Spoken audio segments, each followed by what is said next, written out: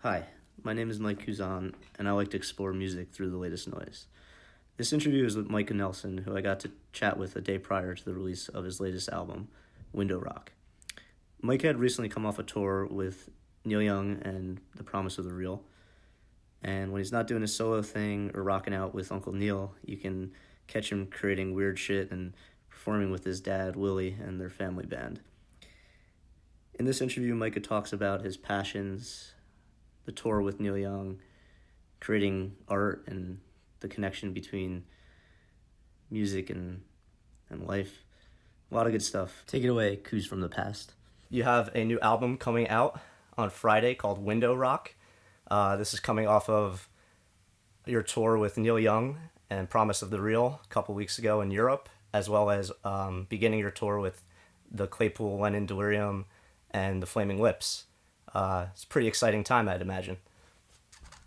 Very exciting. It's like a total dream-like state. I mean, every day feels like like a daydream from when I was 15. It's like happening. It's very cool. I'm very grateful, and I'm just having a great time and making the most of it, and it's been fantastic. It's awesome. Yeah. So do you think this is something that's been a long time coming, just everything lining up for you at this current moment? Yeah, it certainly feels like that. Been working really, really hard for a long time, and just making my noise and doing my thing, and following my muse, and it's always led me to the right places. So I guess I'm just going to keep doing that. Not think about it too much then. Yeah. I'm just, I don't want to jinx it. I'm just like, it's working. So, I mean, we're pretty good at just like having fun, and I think that just staying in that zone of doing things that we really like to do musically, creatively, that's always somehow tended to, even if it might take longer to get success or recognition, but the journey is really way more rewarding. And, I always end up in these situations that are like, I feel like I've been there before in some like precognitive daydream or something, and it's like weird how that keeps happening. I feel like a lot of these sort of abstract or sometimes really vivid visions of like what I kind of hoped my life would be, if I just stayed true to myself. Right. But it's like I feel like I'm living a lot of it right now, and the circle has kind of come around the spiral, and it's like this new plateau of creative energy and getting to know my musical heroes and learning from them, and right. trying to keep the cycle going, keep the when you say leading the way. When you say some of that stuff, is it like visualizations of something consciously or like through meditation that some of this stuff has maybe presented itself? It's both. Yeah, it's both. It's like it's almost like mostly a feeling, but sometimes there are pictures associated with those feelings that are like sometimes very specific. Like I remember having this vision of, I must have been maybe, I think I had just met Milo from Insects versus Robots, and I remember having some vision of driving a van and looking in the rearview mirror and seeing Milo back there, kind of practicing the guitar, and we were on some tour, and it was very specific kind of vision.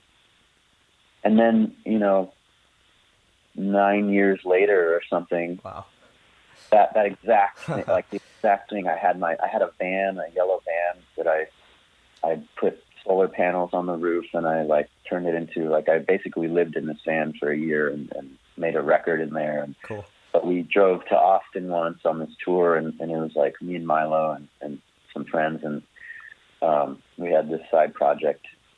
But anyway, it was like that exact picture, like, right. Holy shit, I must be doing something right, and it's kind of like those deja vu feelings where you're like, okay, I'm on the right track. Right. Even if it's not even particularly like some glorious, triumphant kind of vision, but it's just like these sort of pictures that, like, okay, I don't know what this means, but it feels good, and then I had the same kind of thing playing with Neil, and like, I remember having this dream once. This was like 2 years before we started playing in his band of we were in this landscape that was kind of burned, or it looked like there's a lot of dry brush and dead trees and things. It was very dry, and there was an eagle, and he was there and kind of just showing us the lay of this land or whatever. And then like 3 or 4 years later, we're driving up to the bridge school with him in Linkbolt, and he took us on the Airline Highway, which is this parallel highway to the 101 that's further inland, and it's just total, like, nothing, just kind of dry landscape. Every now and then there's a crusty old barn and like, and the dead trees, and we saw a bald eagle, and it was just really tripping me out. And I was like, okay, here we are again. Whatever I'm doing, I'm just going to stay on this tapestry here. Absolutely. And it keeps happening. So hopefully that'll keep happening. And well, I don't know if it's the same thing, but the music. But I went on a run this morning, and as I was running, I saw somebody with a Willie Nelson T-shirt on, so I felt like that was a pretty good sign. Oh, nice. Yeah, just one of those little things, Yeah, I think there's something to following the feelings, right? know? Like not reading into it too much, or thinking about it too much, or it's trying subtle, to analyze it or understand it, but just kind of going with that feeling. Subtle energy. Yeah, kind of tuning into that. Can I ask you about, so when you're doing all these different things, and between playing at Hyde Park with Neil Young, and then starting this tour with the Flaming Lips and Claypool, Lennon, Delirium, and then working on your own stuff with Particle Kid, how do you find a balance of that? And are there things that, for your own artistic principles and desires and goals, how do you prioritize where you spend your time and where you put your efforts? How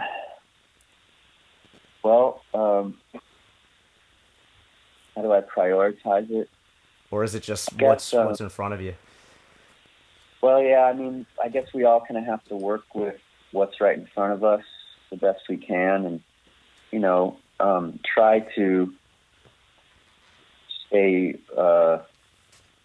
not only organized and prepared for what's coming, but also be as fully present, as we can be, so that we don't create more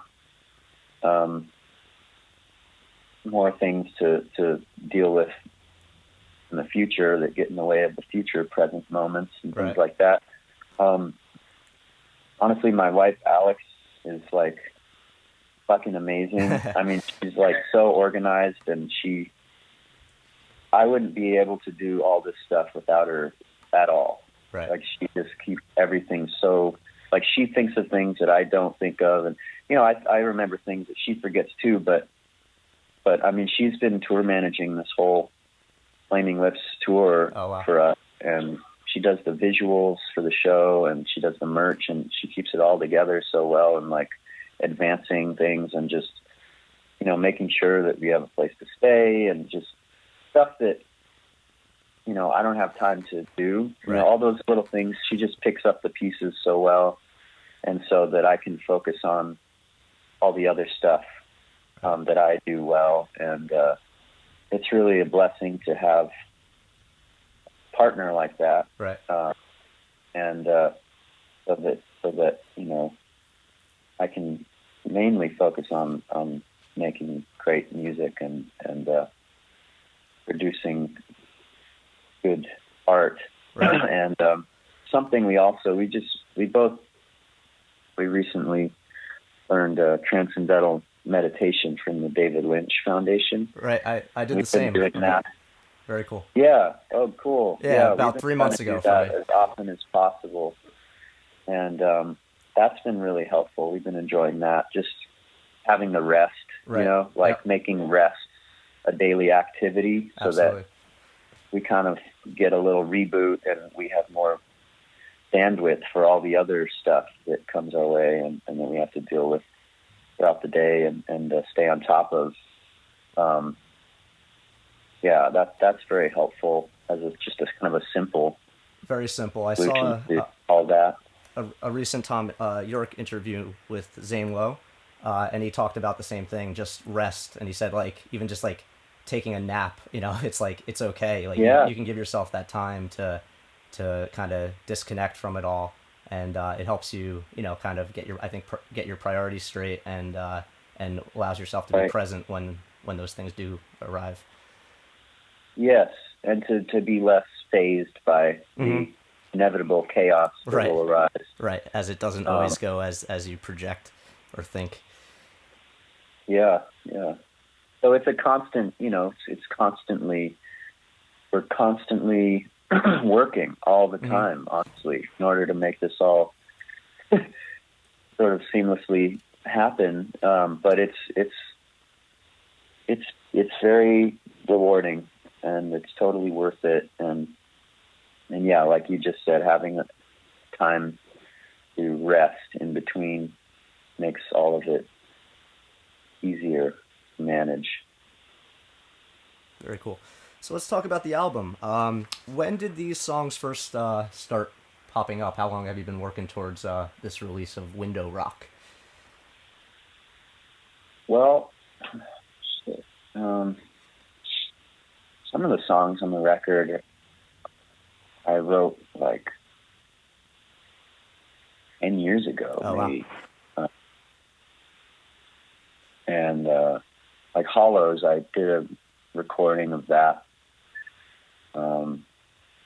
just as a Bandcamp release several years ago, and it's pretty different. But I thought it's a cool song, and I wanted to do it with a band, try a different approach, and I really like how it came out. Yeah, I love the line, if you realize the truth is full of lies, it won't be the last time in this life, go ask your elders. I thought that was, you have a lot of profound lines on the album, but I really dug that one. Thanks. And then they'll say, and then right into that ending part, just guitar madness. Yeah. And it's like, told you. Yeah, that part didn't exist in the other version. So I kind of like revisiting songs, that maybe now in my life I'll have a different approach to it that gives it a different meaning, Right. So that song is a good example of that. It didn't go into that thing at the end, which I really like. Right. Some of the songs were, written very, very quickly before we recorded. And some I'd been sort of writing and toying with for several months to a year. And a lot of them, too, the band hadn't even really heard until the day we recorded it. Oh, wow. Okay. I was going to ask about that. Was a lot of that then tracked live to tape?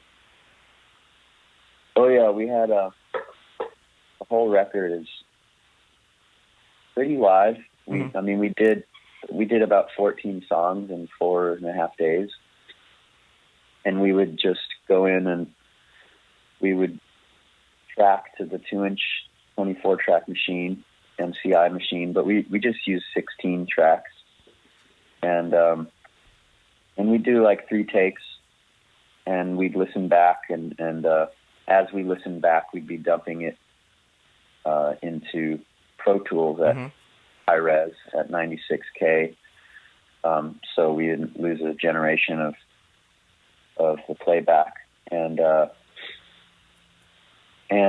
we'd pick our favorite one, and then we'd move on to the next song. And we'd make some notes about how we might want to mix this, or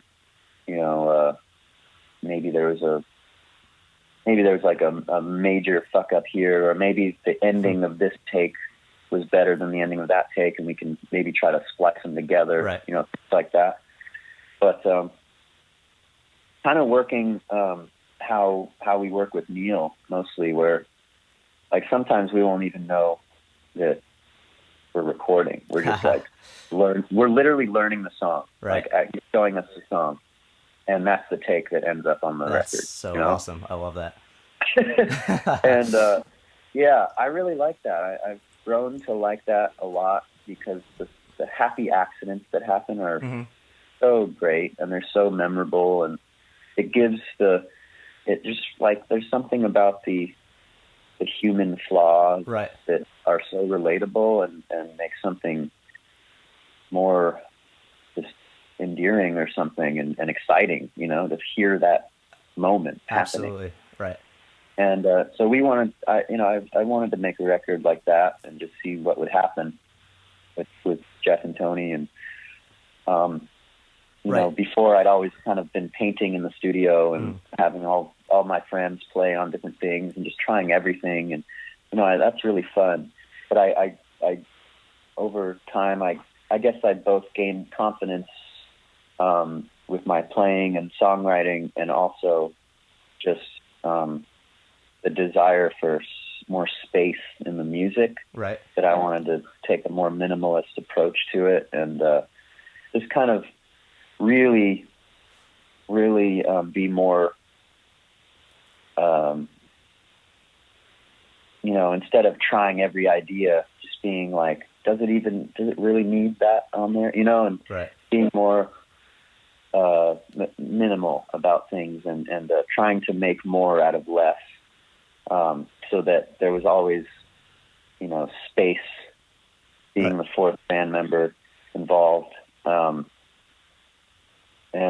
So yeah, we would dump it into Pro Tools at high res, and then, we would track like that all day, and or we kind of did that the whole time for the whole 4 days, and then I feel like we even would have mixed it in half the time if we hadn't been on the road so much and kind of having to mix it in between.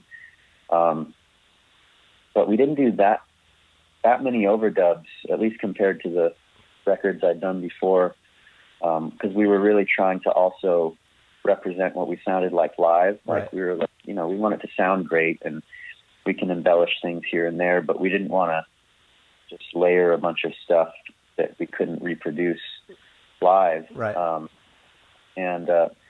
But even though most of the overdubs were to the 1/2-inch tape machine, or I would do stuff at home on my cassette recorder, and flip the tape over and make it go backwards and sample things, and just do these sort of cassette tape 4-track things, and then dump that in at high res and sort of nagle it into the track where we wanted it. Also knowing that Tony has a drum pad that we can put whatever sound we want in, he can play it live. Right. And yeah, so that was kind of the process, and then we did a mix down. We'd mix and do edits in Pro Tools, and then we'd mix down to the 1/2-inch machine, and then we mastered from that master tape reel, and yeah, it was a pretty. I feel like it would have been a lot quicker, the whole process, if we hadn't been traveling so much, but. Do you think that space could be a benefit to get away from it? I've had the experience even doing some live tracking where even if you take a day and come back to it, you have a little bit more confidence in whether it's the right take or if you need to give it another go. Absolutely. Yeah, everything happened in the time it was supposed to. Mm-hmm. And like you said, it gave us some hindsight. It gave us a sort of external perspective on it where we could hear it differently. Right.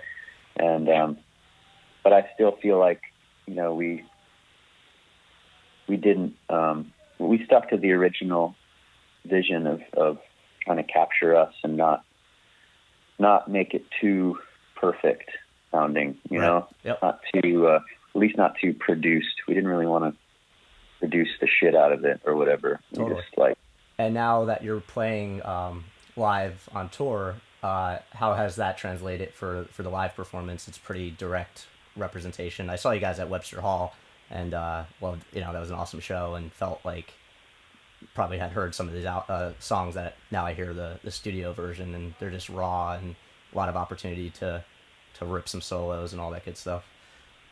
Yeah, space is the place. That's the fun thing about a trio, is having all that room to fill. And we actually, on this tour, we have our friend Eric Sullivan playing guitar with us. Okay. And originally he was going to just be our driver and roadie. And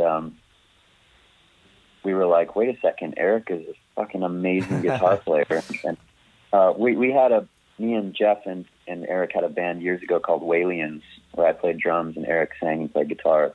Jeff played bass. And those two have known each other since high school. And, we just known him in Venice and, around Ojai and for years. And he played with this singer Lissy for years on tour. And anyway, he's just like our good friend. And we're like, wait, he's like one of the best musicians we know. We should have him play with us. And he was super into it. He learned all of our songs so fast. Mm-hmm. And he's amazing. And he's such a tasteful, brilliant player that he can, even if he doesn't know the song, he can kind of wing it and it sounds great, Very and cool. he knows when not to play, and, Right. and he's very good at holding back but when I give him the go ahead to rip a solo, he just destroys everyone. Awesome. Great.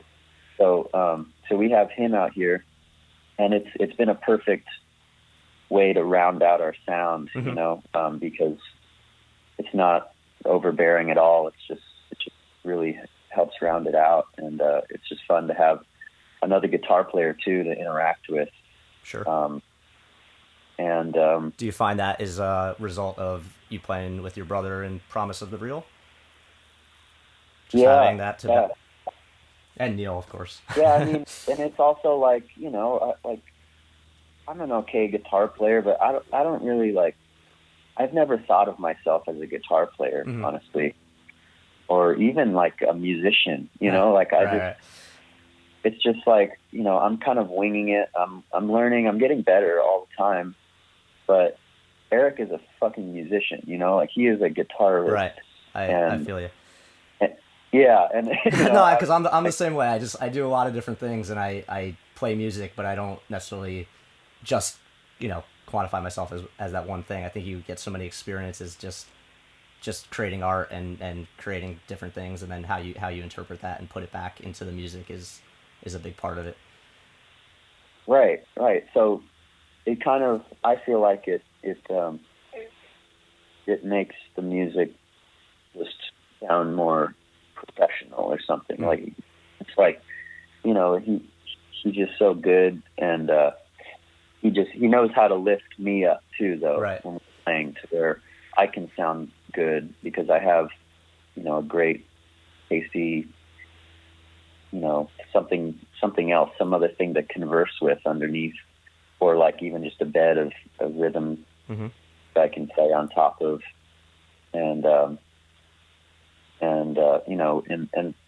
but the cool thing is that we've worked long enough just as a trio, learning how to put on a great big sounding, full sounding show, just like that now that we have a little extra foundation going on, makes it more fun, really. Totally. That's the point, right? Have some fun. I think so. I mean, you know, if you're not having fun on stage, it translates. Right. That comes out to the crowd, and it's really easy to come off as pretentious or something if you're, you know, if you're not, if you're taking yourself too seriously up there. And we definitely don't. I mean, we definitely don't take ourselves seriously. Sincere, you know, definitely. But there's a difference. I think people mistake sincerity for seriousness. Right. And there's totally a difference. We're not serious people, but we are sincere, and just watching people believing in themselves and having a great time. Yep. It just, even if, you know, we totally just it fucking derails in the middle of the song and we have to start over again, it's just like, it doesn't matter, you know, because it's like we're all in it together and everyone's here collectively, you know. It's like when we do just nail it, it's just that much more rewarding for everyone. And yeah, very cool. Yeah, and we've been playing pretty good, I think. So, how long have you been playing with Neil Young? It's about 5 years now, from the beginning. Since, I know. I saw you guys at Desert Trip, which was pretty awesome. That was a crazy weekend. What do you think are some big takeaways you've learned from just being around Neil and seeing his work ethic and the way he goes about music? Well, kind of a lot of things we've been talking about already. Honestly, I mean, we never know what is going to happen. Like, there's no set list, you know. We never have a set list. Neil doesn't even know what's going to happen. It's like it could be one of 1,000 songs, you know, that we're about to do. And we have this list of like 200 songs on stage. It's just sitting there, and we just can pick from it. And sometimes Neil is like, "What do you think we should do?" You know, and it's just like, if anyone has a good idea for a song we should do at that moment, then we'll do it. Otherwise, we're just kind of following along what he does, and it's like, if it was any other gig, that would terrify me, you know. Right. But for some reason with Neil, it's like, I don't know, like, I mean, he fucks up just as much as we do, you know, and it's part of the show. Like, it's the chaos element of his show, even with all the roadies and techs just like scrambling constantly backstage because they don't know what the hell's going on either. They don't know what he's going to do, just like waiting by the side of the stage. Right. Wondering if the guitar they just tuned up is the one he's going to use, and like, you know, 7 songs later, they're still like, is it there? And then they're like, no, it's not this one, and then it's the next one, you know. And it's like, they're just like, which harmonica key is it? He doesn't, like, it's amazing. And it's like, on one hand, I feel so terrible for those guys, but it's what makes it a Neil Young show. I mean, even the audience can see that happening. Right. It's part of the show. It's like, it's such a unique experience every night. Even if we do play a lot of the same songs, it's never not, you know, edge of your seat, on your toes, totally fresh and spontaneous, in some way. It's like, and that is so much fun. And it's like, it's fun for us. It's always fresh for us, and that translates to the audience and the whole vibe, because we're just like flying by the seat of our pants. And so again, it's like when we nail it, and we hit these highs, and we go in these deep pockets together of just, you know, just like outside of temporal reality sometimes. Like, we just enter the void. It's like, you can't rehearse that. Right, You know? right, exactly. You couldn't No, that's rehearse it anyway. No way. So you have to almost intentionally not be prepared Ha. to a certain degree, Yeah. so that those things can happen. And it's a very weird, like, it's a sort of a kind of a Zen approach to the whole thing, and that's something that I really try to draw from, that same idea, that same approach of, you know, it's like, yeah, we, with Particle Kid, at least at this point, because we have like a half-hour set every night, you know, on this tour, at least with the Lips shows, we have a set list, you know, but it changes every night. Like, we're changing the songs out and trying to do everything we can. But even within those set, you know, kind of, we know what song is going to come next. Like, there's still so much room for anything could happen, you know, especially in a lot of these songs. It's like, there are sections where it's like totally improvisational, like everything is bullshit, you know. That song, it's got its chorus and its verses and everything, its arrangement, but part of the arrangement is like, you know, 2 chords for a while, and anything can happen over that. And having that element included in the show is really important, I think. I love that idea. Yeah. Having your road marks, you know, your landmarks side of the road, but in between, this mysterious highway awaits, you know, and you're all driving down it together, and seeing what you see and seeing what happens, and anything goes. So cool. So let's talk about this tour that you got going on. A couple dates under your belt with the Flaming Lips and Claypool, Lennon, Delirium. What are you noticing about those 2 bands? Obviously, the Flaming Lips have a lot of effects and props and all that good stuff. Is there some takeaways early on in the tour? Oh, it's so great. The stage is so ridiculous. Like, yeah, it's the fuck ton of shit tour. It's like, there's like 5 drum kits, and like, you know, it's just totally ridiculous and fantastic. And everyone's cool, and it's like summer camp, you know. Nobody is egomaniac. It's like everyone's just having a good time, and we all get along already anyway, and you know, we're all kind of from the same constellation, and so we, you know, we're all out there to have a good time, and everyone's playing great, and it's cool getting to know Sean. I hadn't really met him before. I've met Wayne and Steven a couple times, and I knew Les a little bit because we did this tour with Primus a few years ago. Cool.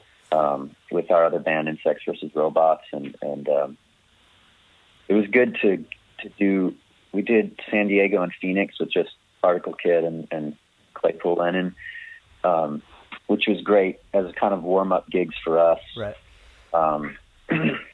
And, you know, figure out how the switch over and how we would be setting up, and like how, you know, we'd be sharing monitors and all this kind of stuff. But yeah, it's totally batshit crazy situation. You know, it's like, and it's great. It's awesome. The last couple shows have been outdoor, which has been totally brutal as far as the sun factor. You know, the sun is like keeping us alive and everything, but it's also melting us and detuning our guitars, and you know, it's like, but battling the elements. But it's like there's still something so great about being outside in these cool venues in the summer, and you know, it feels like a festival, and it is kind of, it's like a mini festival with these 3 bands. And you have one coming up in Asbury Park for the summer stage, the Stone Pony, on Sunday. So that's another local show for all our listeners that if you want to check That'll out. Be an outside show. Yeah, exactly. Yeah, and it's been so cool too. Honestly, last couple shows. The first show, Wayne was basically on stage with us the whole time, just like just like right. shooting videos and like cheering and stuff. And we did this. We've been doing this really old Flaming Lips song from their first record, I think, called "With You." Okay. And we're like, they're not going to do this one. We didn't want to do a song that they were going to do later. Right. And we're like, they're not going to do this song. And only a handful of people in the crowd might even know this song. But it's such a cool song. And it's like, lately our sound is like, it's definitely partially inspired by early Flaming Lips stuff. So we're like, we should tribute, old school Lips and do this song. And it was so cool because Wayne was like videoing it and he's like, he's just so stoked on it. And he posted a video and everything. And then yesterday, Wayne and Steven were out there. I had sent him this really funny video of this kid with a rubber chicken that like squeaks. Yeah. And he's playing the Toto song Africa, Yep. But he's squeaking this chicken in pitch, like. Yep. My friends my friends at a recording studio have 2 chickens, so I'm very aware of this of the using the chicken as the vocalist for all the songs. Yeah, it's really impressive. Really impressive. I was like, so I sent it to Steven, and he was like, "Holy shit, I need this. This is so great." And so we were at this truck stop in Oklahoma, and there was this pink chicken, squeaky rubber chicken, like the one in the video. I was like, "Oh shit, I got to get this to Steven." So I got it, and I gave it to him right before we went on, and Steven and Wayne were both on the side of the stage watching our whole set, and in between every song, Steven was just like, just like going off with this fucking chicken. It was so great. And yeah, I was like, you need to just, learn some of these melodies and go sing the chicken into the microphone during our show. Yeah. And, it was totally. fun. He's like, you're going to wish you never bought me this chicken, dude. It's going to be the bane of your existence. I'm just going to just take it to the extreme. Every night, man. You're gonna be like, oh man, why did I buy that chicken? Night. Well, why did I do that? I love your I was gonna say I love your truck stop social media posts. It seems like you find a lot of great discoveries along the road. Dude, it's crazy. There's like knights in shining armor, helmets and shields at some of these places. Like, who's buying this stuff? Goats and trees. I saw that Goats and Trees calendar about 2 years ago, and I purchased it just because it's ridiculous. Yeah, I decided I'm just going to wait till 2020 to make a decision, because if I got it now, I could look at it, but I'd have to be waiting for a while before I could actually use it. Yeah. That was actually in a Whole Foods, actually. That I saw that one. But yesterday was insane. We started in Kansas City, and we drove to Des Moines, and we did this show. And then after the show, we drove to Chicago, which was like 6 hours. And here we are now. But last night, as we're driving, we stopped at this place that is called the world's biggest truck stop. And that's like what it claimed. That's what it's called. And it is the world's biggest truck stop. We're like, really? Is it true? And we go in there, and it's like a city. It's like, I wish I could do an overhead flyover shot of the fields of trucks that are parked there. And there's like an arcade, and it's just like ridiculous. And sadly, we were on the road. We couldn't hang out for very long to explore this place. But I would have liked to spend more time in there and see what they have. You have to make a trip back there. all the kind of stupid shit that they're selling there. I bought some shades. I got some stupid shades. They're like white, and they piranha with pink letters on the side, and I think they float actually, which I still have to test out. Anyway, yeah, it's like they're these little mini worlds of weirdness in America. So cool. So we're hitting about 40 minutes. I don't want to keep you too long, as we kind of scheduled a 40-minute chat. I'm happy to continue if you like, but is there anything else you want to cover before we wrap this up? I don't know. I don't think so, unless there's something you wanted to ask. Yeah, well, one or two things. One question I had was, I read Neil Young's autobiography, Waging Heavy Peace, and he talked about, and I think it was in the late 60s, how he kind of stopped listening to Dylan because he was afraid or just wary of trying to get, picking up too many influences or just, right. subconsciously or consciously. You're surrounded, obviously, by a lot of legends. Is that something that you're conscious of, or do you have anything, just any thoughts on that whole thing? Well, I mean, I'm conscious of it, but I honestly listen to so much different music. Mm-hmm. I'm definitely not stuck in like listening to the great, what people consider like the ultimate, Neil and Bob and like classic kind of, stuff. I mean, I love all that stuff, and it's had a huge influence on me, mm-hmm. for sure. But I mean, I'm also listening to like, new wave music and post-punk music and rap music, mm-hmm. and trip hop and like psychedelic jazz and Afro beat and like, symphonic film scores and experimental, like electronic glitch breakcore shit. Right. I don't really get stuck in anything, and all of it I really love, and I want to do it. Right. I hear something cool, I'm like, oh, I could do that. Maybe I could write a song like that. And then and then it inevitably it seeps in somewhere. Mm-hmm. So I feel like, sure, some songs sound more like certain influences than others. But I think that's okay. I mean, like, I hear a Neil Young song that is so obviously a Bob Dylan song. Right. Right. Like, so it still totally happened. just took a Bob Dylan song and he changed one of the chords, and like put his own lyrics to it. Which I'm sure Bob cool. had. I still love that song. Right. And I'm sure Bob had done that to some, other folk song to begin with. So, of course. Right.